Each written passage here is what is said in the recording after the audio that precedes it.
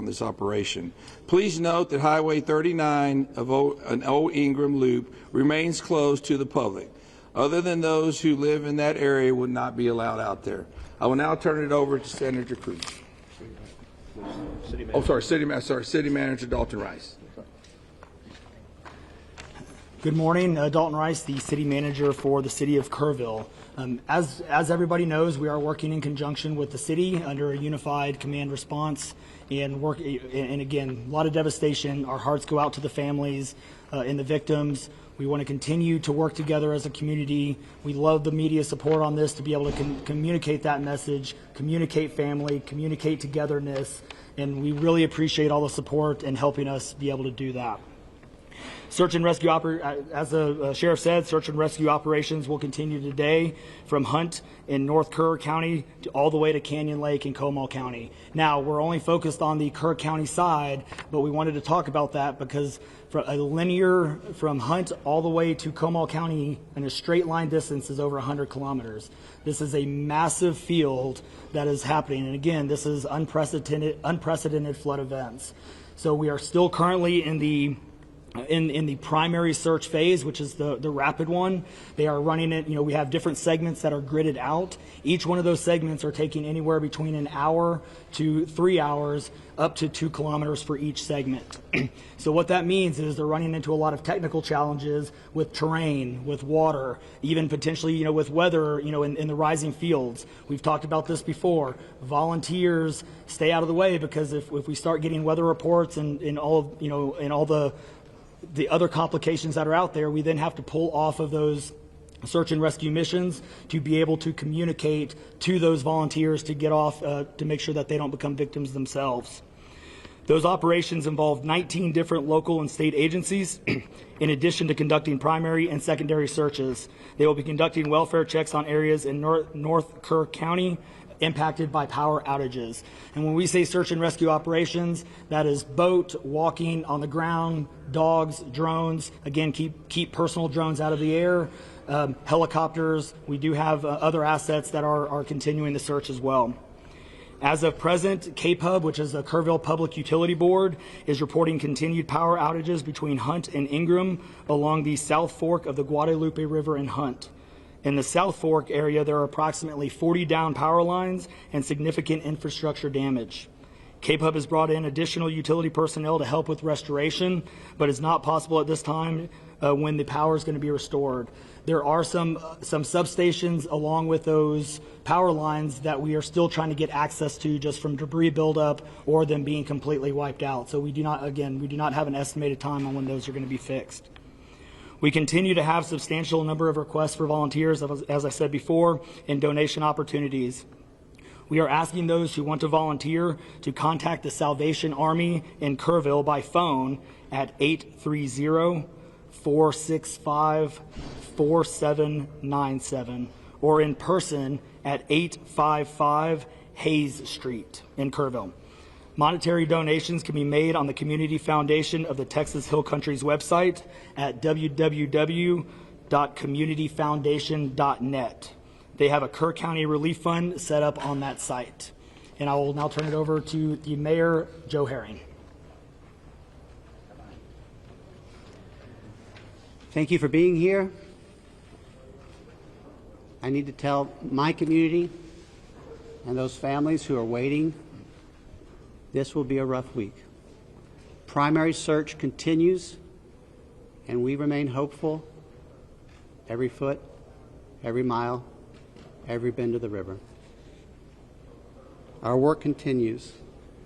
You need to know that we have been blessed with help from the community, from the state, and the nation.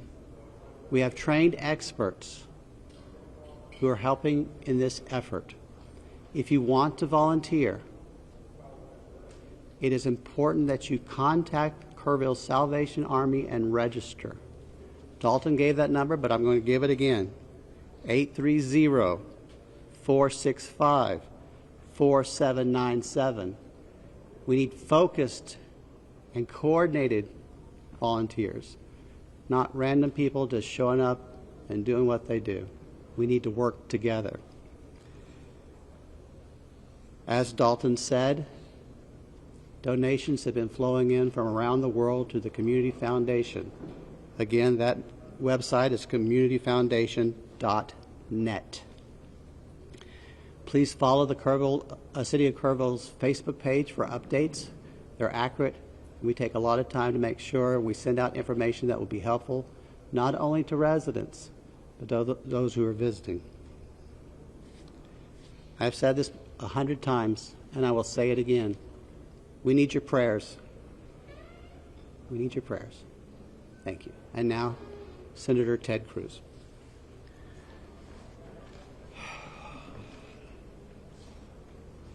Texas is grieving right now. The pain, the shock of what has transpired these last few days has broken the heart of our state. As of yesterday, the confirmed death toll was 82, and those numbers are continuing to go up. The children, the little girls who were lost at Camp Mystic, that's every parent's nightmare. Every mom and dad. Last week, we were picking up our daughter from camp here in Hunt. Our girls have gone to camp here for a decade. The Hill Country is an incredible part of Texas, part of the country. The natural beauty here is incredible. The camps that have raised generations of little girls and little boys and instilled character and love and faith are extraordinary institutions. And I'll tell you, the pain in our state, and it's every part of the state. You've got Texans from all over the state who were here celebrating the 4th of July. A week ago, this was a time of great celebration. You're dropping your little girl off at camp, your little boy off at camp. You're celebrating Independence Day. You know that your child is going to be swimming and canoes and horseback riding and doing archery and making lifetime friends. And then suddenly it turns to tragedy. For the last several days, I've spoken to multiple parents scared out of their mind.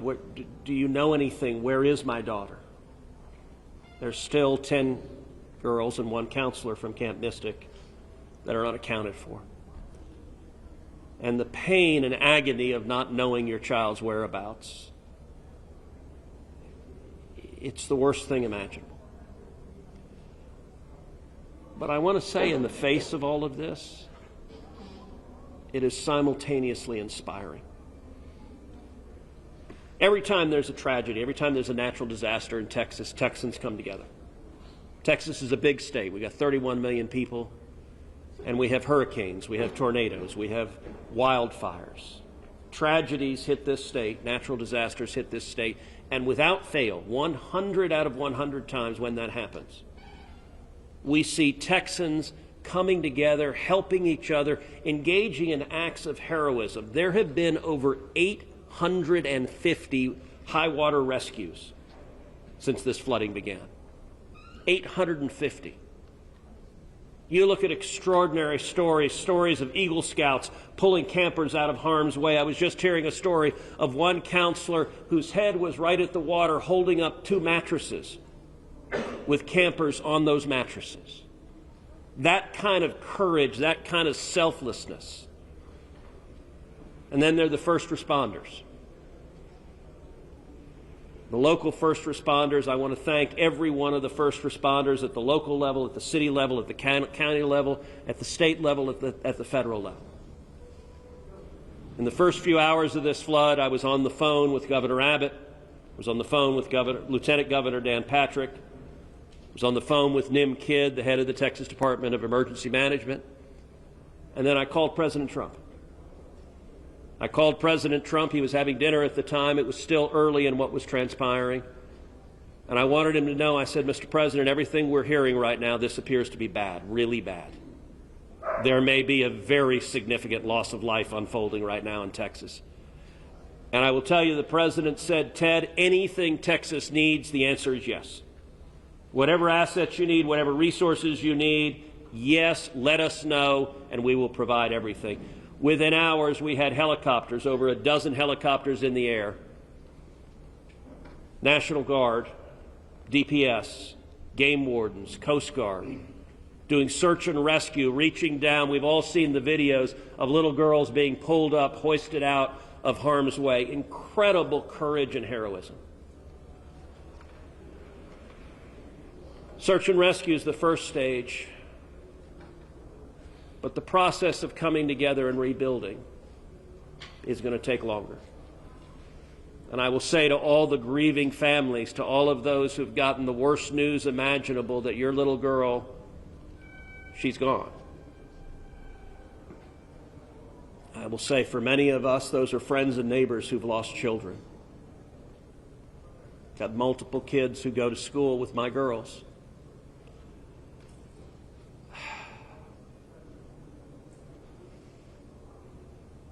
The mayor asked for prayers. And I want to say thank you to the millions of Texans, to the millions of Americans, to the millions of people all over the world right now who are praying for Texas and praying for those parents. Going through this grief, it is going to take love, it is going to take friends and family embracing and hugging and holding them while they weep. And it's going to take the church. With every disaster, one of the things we see here in Texas is the church steps up and the church helps and the church feeds and clothes and comforts. This morning I met with a group of chaplains who've been going through the incredibly difficult process of talking to mom and dad after mom and dad who just lost the most precious person they ever knew. And those chaplains are just trying to love them and show God's love. So I want to say we will come through this.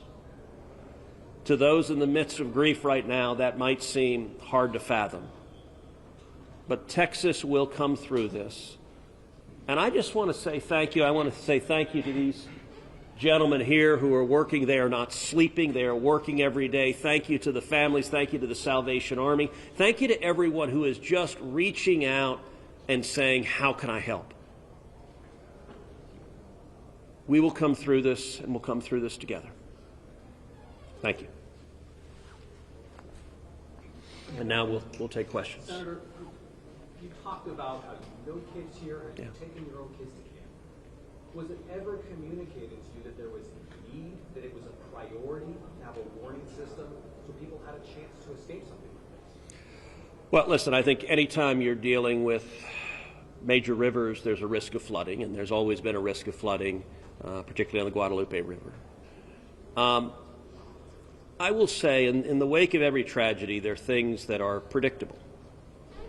One of the things that's predictable is that you see some people engaging in, I think, partisan games and trying to blame their political opponents for a natural disaster. And you see that with a hurricane, with a tornado, with a wildfire, with this flooding, where people immediately say, well, the hurricane is Donald Trump's fault. Look, I think most normal Americans know that's ridiculous, and I think this is not a time for partisan finger-pointing and attacks. Now, after we come through search and rescue, after we come through the process of rebuilding, there will naturally be a period of retrospection where you look back and say, okay, what exactly transpired? What was the timeline? And what could have been done differently to prevent this loss of life? And that's a natural process. I think it should not happen in a bitter and partisan sense, but it should happen in a reasonable sense of saying, what lessons can we learn? And I will give an example. Houston's my hometown. If you live on the Gulf Coast, we get hurricanes. That's part of living on the Gulf Coast as hurricanes hit. And I do think Texas as a whole has learned over time how to deal more effectively with hurricanes. And so you look here, we know the National Weather Service put out an emergency warning just after 1 a.m. and a second emergency warning just after 4 a.m. Now, obviously, most people at 1 a.m. and 4 a.m. are asleep. And so I think we will have a reasonable conversation about, A, are there any ways to have earlier detection? And some of that, the limits of a flash flood, they're very difficult because they can arise so quickly. But everyone would agree in hindsight, if we could go back and do it again, we would evacuate particularly those in the most vulnerable areas, the young children in the cabins closest to the water. We would remove them and get them to higher ground if we could go back and do it again. Obviously, everyone would. The people in RVs by the river's edge. We know in disasters like this, RVs and mobile homes are particularly susceptible, whether a flood or a hurricane or a tornado, they're particularly susceptible to that. And so my hope is, in time, we will learn some lessons to implement to next time, and there will be another flood, there will be another disaster, but next time there's a flood, I hope we have in place processes to remove especially the most vulnerable from harm's way. But I think that's going to be a process that will take a careful examination of what happened and how can we implement processes better in the future to prevent this same loss of life. Senator, there were claims that the National Weather Service sent that first flash flood warning that should have alerted phones at 1:14 in the morning. But we have a federal public database maintained by PBS Warn, that says the first emergency alert wirelessly here in this area to Kerr County was not until after 9 a.m. That was more than 4 hours after the severe flooding had come to this area. Did you know that? Have you seen that? What's your response, knowing the state had cuts to the NWS in recent months by this administration? So I don't know the source for what you're saying. All of the public reporting I've seen is that there were two alerts that went out, one just after 1 a.m., one after 4 a.m. You know, I can tell you, I talked about the partisan finger pointing. I think there have been some eager to point at the National Weather Service and say cuts there led to a lack of warning. I think that's contradicted by the facts. And if you look at the facts in particular, number one, that these warnings went out hours before the flood became a true emergency level. But number two, the National Weather Service here, New Braunfels is where they were headquartered. They had additional manpower. In fact, they had 3 additional people working that night, anticipating that it was going to be a very dangerous weather situation. I also think it's worth noting that the National Weather Service Union, which has been very critical of the DOGE cuts, has publicly said that they don't believe that the reduction in staffing had any impact whatsoever on their ability to warn of this event. And so, look, I think it is reasonable over time to engage in a retrospective and say at every level what could have been done better, because all of us would want to prevent this horrific loss of life. But I think just immediately trying to use it for either side to attack their political opponents, I think that's cynical and not the right approach, particularly at a time when we're dealing with a crisis and we're dealing with grief. But does this make you question whether there should be cuts at the National Weather Service and FEMA? I know you've been supportive of FEMA. Look, I am very supportive of FEMA. I'm very supportive of the National Weather Service. They both perform essential roles, and I think it is critical at every federal agency, particularly when you're dealing with public safety, that we make sure that critical roles are maintained. That's a longer and broader discussion, but as I said, everything from the public evidence indicates that was not a contributing factor to what occurred here. I want to get Dalton in just to talk about that and the National Weather Service alerts, because there were escalating forecasts throughout the day from the National Weather Service. What did the emergency managers of the county and other local officials do with that information, starting at 1:15 and onward, where you had the Diner River forecast at 6:30? Were emergency managers doing anything to put these processes in place to warn people on the river? So overall, we were preparing for the July 4th, weekend. So we had National EMR on site. We were, basically stood up kind of a incident command post, if you will, to prepare for that event. So everybody was kind of up looking at weather. We looked at the weather before. When you looked at the National Weather Service, flood map, it spanned all the way from the west side of Texas, with Kerr County kind of being in that upper northeast corner of it. And so everybody, including the National Weather Service, was looking at where's the rain going to hit. We know it's somewhere in here, but with rain, especially when you're dealing with terrain, you got to figure out. Sometimes you don't know until it falls. So once it starts falling, then you got to figure out, okay, how's the watershed going to do this? How's the science going to work? And when you had that north and south fork that we had talked about before, it all converged into one. We do know that a lot of the camps were looking at this just as much as as everybody was. with the rainfall percentages, even the National Weather Service had looked at, and don't quote me on the numbers, but it was anywhere between 1 to 7 inches. We got significantly over that. And again, when it goes into very congregated areas and how that watershed shifts into the rivers, that impacts things. And so the camps, obviously, we've heard stories where campers were getting up. They were up at 3:30 in the morning. They were trying to move to higher ground. And the other interesting part of the terrain, and we've talked to UGRA folks as well, this is the headwaters of the Guadalupe. This is the beginning. This is where everything forms when it comes into the North and South Fork. And so as those things develop, it develops very rapidly, very quickly, and this rose very quickly in a very short amount of time. And so those campers that were able to do that, it worked. There's been the other question, and I'll just give this one out.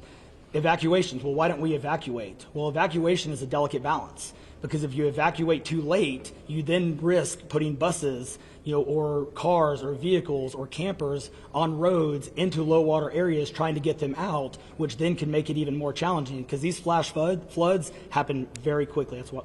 We saw that in 1987, but was there any discussion about evacuate earlier when it wasn't too late?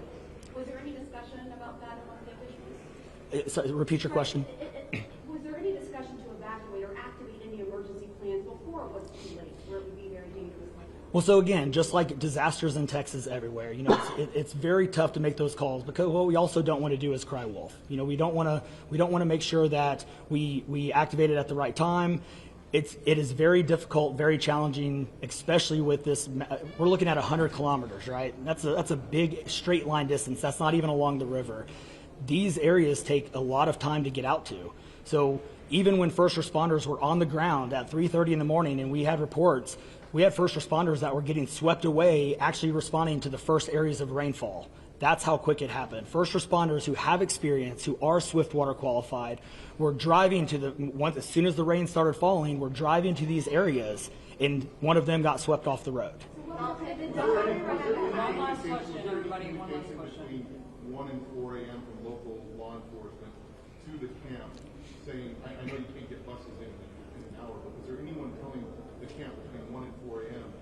you need to get the girls to higher ground, at the very least, because they have to walk up there in the rain, as many of them actually ended up doing? Was there any communication from local law enforcement to anyone at that camp between 1 and 4 a.m.? That I don't know off the top of my head. What I do know, though, is there's 55,000 people in Kerr County. Kerr County is a massive, massive area. From here to those camps is 45 minutes on a good day. And so, obviously one of the big challenges that we have, even when you have cell service, a lot of those areas don't even have cell service. Radio communications towers, radio towers within the hill country becomes very challenging. So there's a lot of areas, especially when weather comes in, where cellular towers are down or you already have bad service. So there's a lot of factors that play and a lot of variables in there on communication that, again, I think as we work through this process, we know everybody has a lot of questions regarding what are the next steps and what's next. And I think all of these things, these are all great questions. And as we continue search and rescue and as we continue to move to the next step, we definitely want to dive in and look at all of those things, from cell service tower to radio communications, or emergency alerting. Any of those things, I think we all really need to take a look at and review. And we're looking forward to doing that once we can get the search and rescue and stuff complete. In regards to the total number of, before I say anything else, I just want to say thank you to you, all the first responders, everyone involved. We've been praying. Thank you. We've been praying. The media's been praying. Thank you guys for doing that. I've got two questions. One for you, trying to get an accurate count on number of missing. I know you can't. I know we don't know we don't know what we don't know. Yes. But do we know a rough idea on total estimates that we're still missing overall throughout the county? And then one other follow-up. This may be for Senator Cruz. A lot of speculation being made about this being somehow man involved with the weather modification, with some of the rainmaker technology, working with farmland. Do you think any of that, is there going to be any investigations into that, or can you communicate anything on that? Let me answer your first question. I'm definitely turning that second one over to him. So On the first question, with missing persons, so obviously we have the knowns, the can't miss it kids, which is the numbers coming down as the sheriff has stated, and then we have the unknowns. But we don't know what we don't know. We actually have a 5 hotline line. It fluctuates between 3 and 5, but we're working on it. We get calls 24 hours, 7 days a week. We haven't hit the weeks yet, but we're still taking in calls. We are collecting all that information. So we don't have a solid number that we're willing to talk about right now. We do know that it is a lot, because we also are getting a lot of fake calls.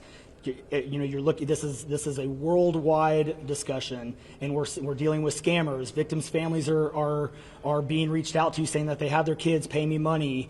It's heartbreaking. It's absolutely heartbreaking. We're dealing with with mental health issues where people are calling saying they have visions. All of these things we're dealing with on a day-to-day basis, and we're having to vet this information, and it becomes very taxing on our people. Again, this is an extremely heartbreaking. This is, if not the worst, one of the worst disasters in this region in a very, very long time, even beyond 1987. And so, but we're best estimate, like dozens or hundreds, or just to give people an idea. A lot. So, yeah, let me. Yeah, there. Not to get into the weeds on, people are asking lots of questions, and where should we start the investigation? To the best of my knowledge, there is zero evidence of anything related to anything like weather modification. And look, the internet can be a strange place. People can come up with all sorts of crazy theories. What I know is a reality is that a whole lot of Texans are grieving right now. I will tell you, I was visiting with one parent who was talking about online, being harassed online because their information was public, that they had a little girl who was missing at Mystic. And look, there are a lot of people who are messed up, and my call for everyone, there's a time to have political fights, there's a time to disagree. This is not that time. This is a time just to reach out, support each other, go volunteer at the Salvation Army, give them money, go volunteer at your church, you know what I did when this happened? Just go hug your kids.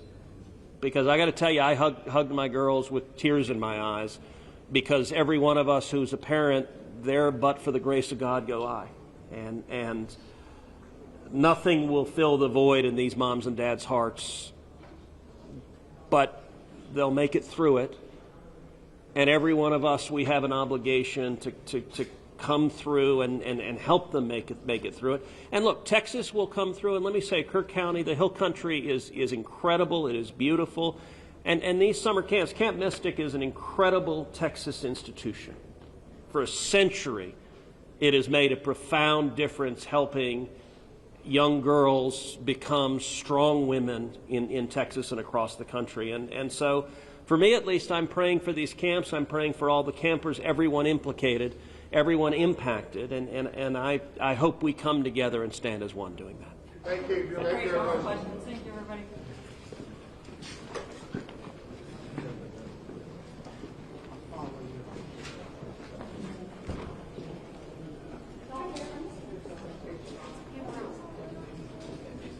Hey, good morning, folks.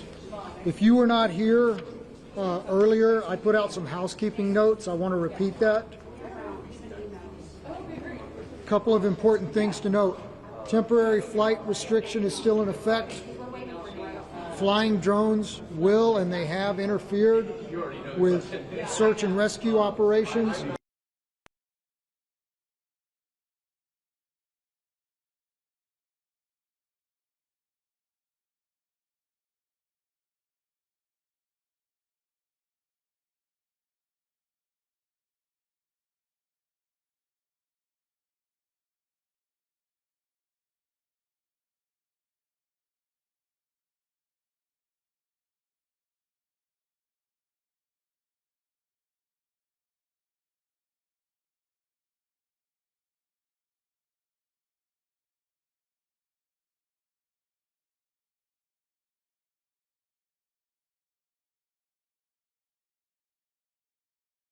An affiliate, we ask that you coordinate with your colleagues from your network and submit one request, and then share that. You can request interviews by emailing our Joint Information Center at jic@kerrvilletx.gov. One more time, that's jic@kerrvilletx.gov, and I will repeat that again before we're done. Our unified PIO team will confirm your interview, your time, and who you're going to be able to interview at least 1 hour beforehand. You're welcome to request specific leadership, such as the sheriff or the city manager. However, given the fluid nature of response and the quantity of requests that we're expecting to get, we cannot 100% guarantee that you're going to be able to speak to the interviewee that you would like to. Footage. Our PIO team will be in the field today, and we are capturing images and B-roll of response and recovery efforts. As soon as it can be made available, a link will be emailed out from our JIC email address for you to download materials for your own use. Contact information. If you were here yesterday, we passed around a sign-in roster. If you signed in yesterday and provided us your contact information, you should be part of our media list, and you should have received a confirmation email last night. If you did not get that email, or if you were not on that list, you can be part of our media list by emailing us at jic@kerrvilletx.gov. One more time, jic@kerrvilletx.gov. I don't know the time of the next press conference. As soon as we have that information, we will push it out through our social media. Thank y'all.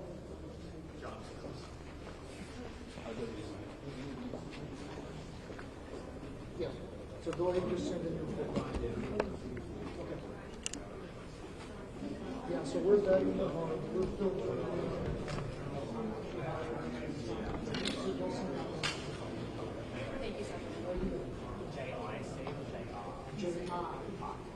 It's for joint information.